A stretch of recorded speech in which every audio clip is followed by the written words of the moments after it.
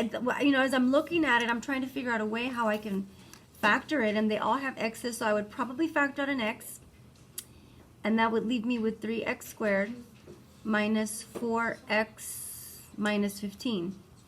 See, and then I'd have to break this down into factoring. So you kind of have to know how to factor, and you know, I would probably go 3 times 15, that would give me a negative 45.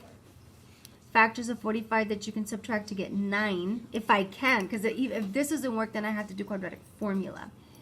So let me see, I can multiply 1 times 45, 3 times 15 is 45, 4 times, 5 times 9 is 45. And when I subtract them, I get a 4. So these are the factors that I'm going to use. So I would go x times x, 5 times 9. Signs have to be different, larger one negative. But then that 3 that I circled at the beginning, I now need to take it out. So I'm going to divide by 3. So now I have 3x plus 5. And then here I can divide 9 by 3. So now I can bring down the x. Now I would use the zero product property and say, okay, to find my zeros, I would go x equals 0, 3x plus 5 equals to 0, and then x minus 3 equals to 0.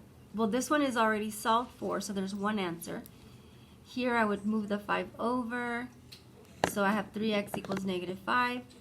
Divide that by 3, so x gives me negative 5, so here's another one. And then I add 3, so x equals 3. So here are my possible answers: 0, negative 5/3, and 3. Those are my roots for number